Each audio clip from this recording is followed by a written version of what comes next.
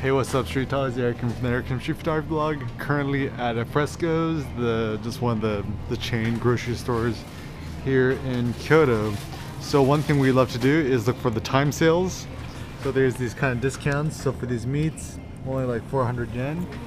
And one of my favorite things actually about living abroad is, funny enough, going to these grocery stores, because I think even nowadays, like, because we're living nomadically, we're not technically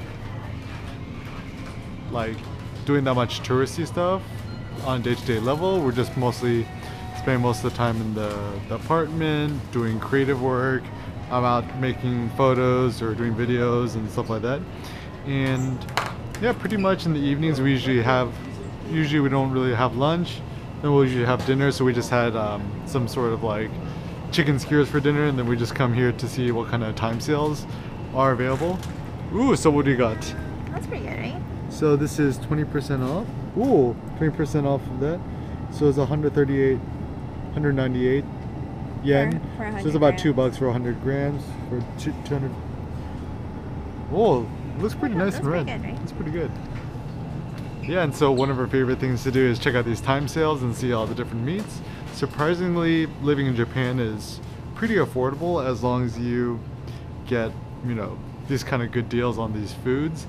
And yeah, like even, you know, the chicken, the meat, the pork, the quality is also really good too.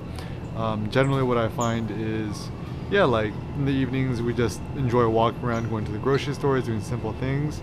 And that's actually the tricky thing, is now that people are living nomadically, we essentially were living here in Japan for about a month. So people are like, oh yeah, so you know, when are you gonna settle down and go home? And I think Cindy said it the best, is that like, oh, when we're living abroad, we treat it like we're living at home.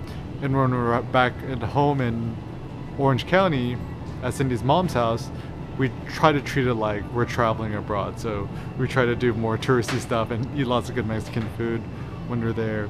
So I think a lot of people are curious, like, oh, you know, how's it like, you know, living nomadically and not being situated? Honestly, the best thing about it is that we don't get too comfortable, meaning I think a lot in the States, like, the purpose of life is for us to just kind of get settled down and have a comfortable house, a comfortable car, to have as little pain and discomfort as possible. But actually living on the road helps us be a little bit off balance, and I think being a little bit off balance is what spurs our creativity and encourages us to challenge our preconditioned beliefs about, you know, what does success mean, like in America. Huh?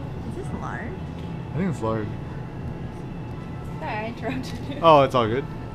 Yeah, so, you know, in the States it's always about, like, you know, what is success? Like making a bunch of money and buying a house and having an expensive car and stuff. But now that we're just living, yeah, just living simply, I actually just get the most joy reading, writing, making photos, sharing, you know, doing these videos, sharing thoughts and stuff like that. And yeah, like the biggest thing I learned is living, and it's just for me too, because like I prefer to live nomadically, but not everyone does.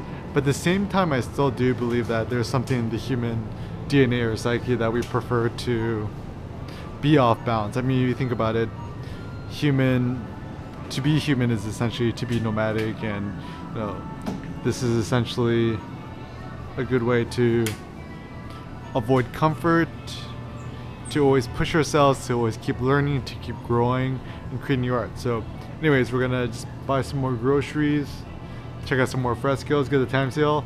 Thanks so much for watching, guys. Peace out.